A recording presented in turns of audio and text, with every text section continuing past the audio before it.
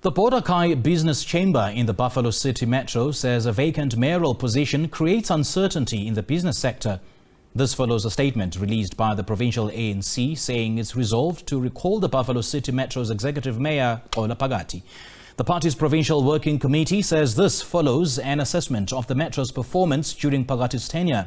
ANC spokesperson Dr Ntsikelelo says 3 names have already been submitted to the party's national officials to commence the interview process for a new mayor.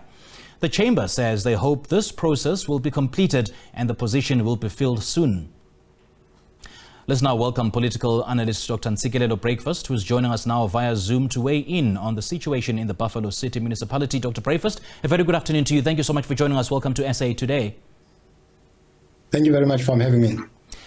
Now, first of all, what are your reflections on the developments in the Buffalo City Metro? I mean, is the ANC genuinely cleaning up its act on its failures, considering that residents have to grapple with the reality of living in a dirty, dilapidated city, an incorrect billing system, the outsourcing of core municipal functions, or is a lethal game of Russian roulette being played here? Yeah, I think, Simpiwa, the political fallout between the outgone mayor and the PC was caused by a number of political factors, as opposed to the slow pace of service delivery. I'm not implying that he stood out during his term of office in terms of getting the job done. But my argument is that even if he had not done well, if he had belonged to the right faction, they would have covered up for him, as they normally do. So the background to the story is that he never supported the incumbent alongside his group in the build-up to the conference of the ANC in the province of the Eastern Cape. And because of that, I think that created a scope for a tension between himself and the PEC and also the region. But of course, the ANC says that there has been a slow pace of service delivery, and that the audits that have been done, they indicate that the finances of the municipality, they don't look good. No wonder they have recalled him. Right.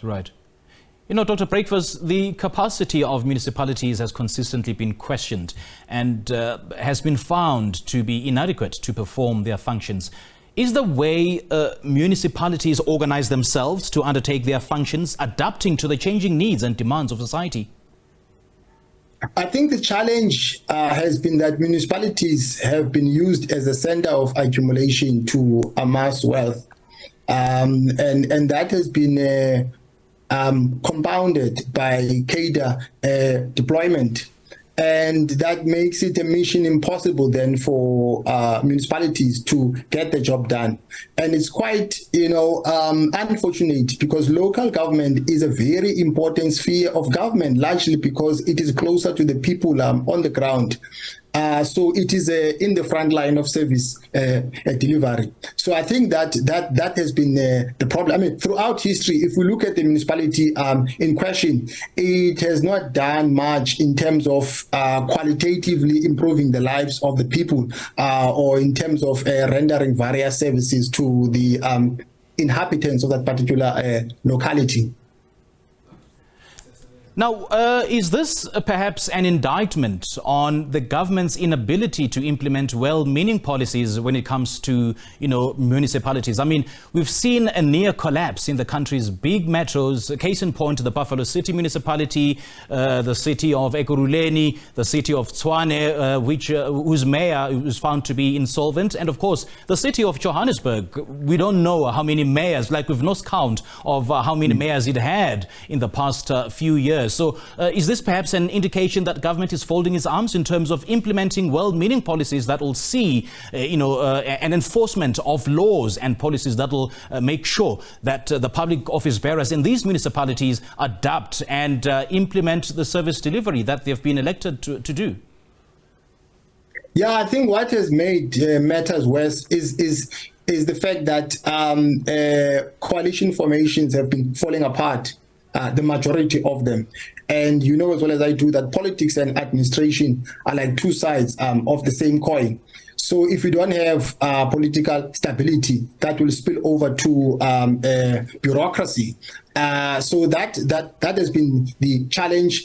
And the other issue is to assume that anyone can be a bureaucrat. You know, I mean, administration is a profession. So people need to be appointed on merit, not on the basis of political allegiances. So those are some of the problems that are at play at local government level. And also some of the policies which are driving development are not made in consultation with the people. For instance, if you look at policies like IDP, LED, which are meant to drive development and wage a war on poverty, they are only made by the majority of time by experts or people who have relationships with some of the people in high places.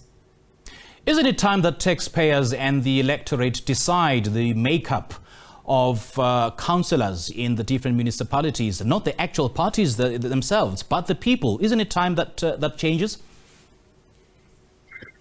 Yeah, maybe or maybe not. I think the problem is, I think, lack of political will from those that we elect to be at the helm of power.